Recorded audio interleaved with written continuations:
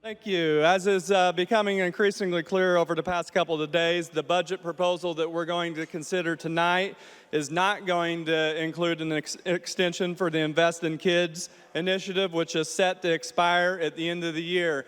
Folks, there are 9,700 students receiving scholarships this school year in the state of Illinois. There are 22,000 students on a waiting list to access these scholarships. 22,000 kids on the waiting list. 22,000 kids and parents that see the hope of a better education and a brighter future. 22,000 kids with a chance at educational opportunities where those opportunities would not exist otherwise. 22,000 kids is a testament to the success and the value of the program.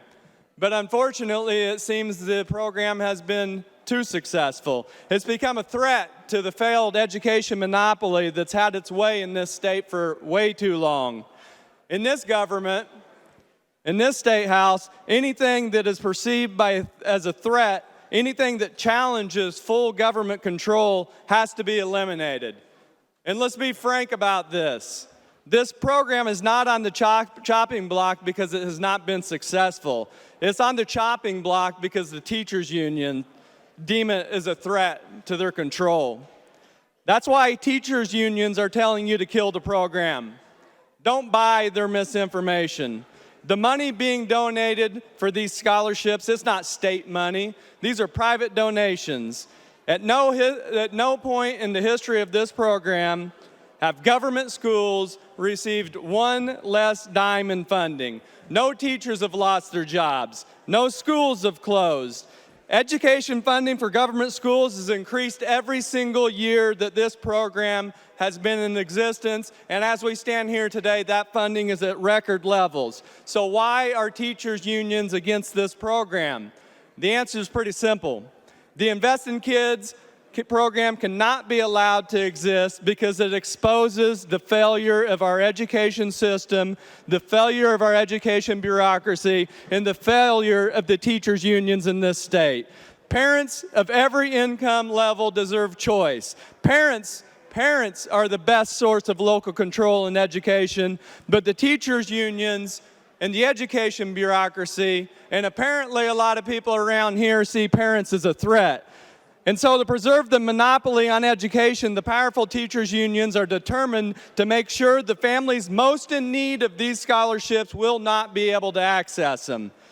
Every single one of us in here says that we're for kids. Are we? Not today, it seems. We are failing kids out of fear. Fear that if we don't bend the knee to the powerful public sector teachers' unions, our campaign funds might dry up and we might lose an election. Well, here's the truth.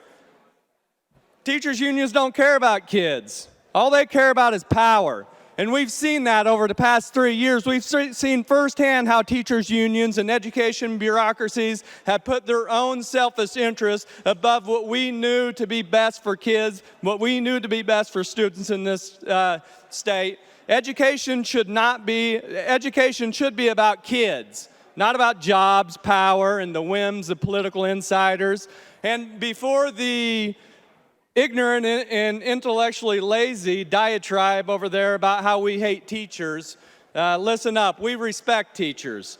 We respect the calling and the unique skill set that it takes to enter the profession. We want great teachers that go above and beyond, and we want them to be highly valued and highly compensated. We want teachers to be able to teach about reading and writing and math and thinking critically instead of trying to make them be facilitators of left-wing radical social experiments. We need teachers and we need to support them, but the primary focus of our education system should be the kids. Thousands of families who have finally had the chance to send their kids to good schools may not get that chance because of what your side of the aisle is doing to them. Now, I know that many of you support the Invest in Kids program.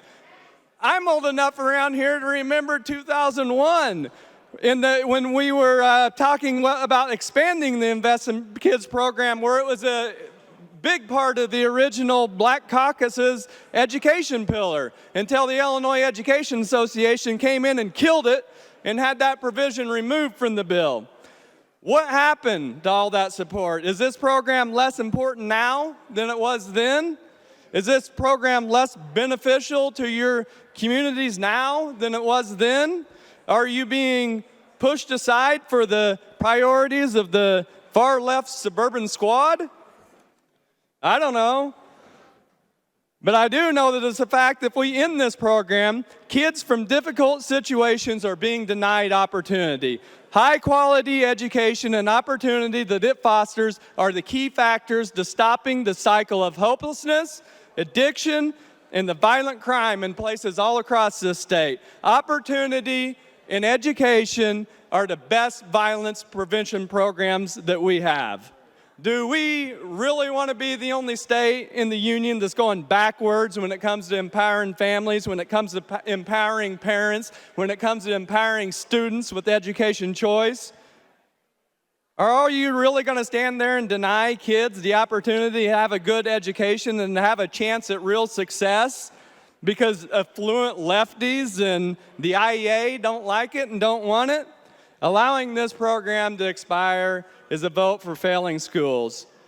You all know what you're doing is wrong, but you probably do it anyway. But know this, whatever temporary payoff we're getting from this will never be worth the price of selling out kids. I'm ashamed of this assembly for denying the tens of thousands of kids whose dreams of a good education won't come true because of your actions. So once again in this chamber, the special interests win. The citizens of the state of Illinois continue to be left behind because that's the Illinois way.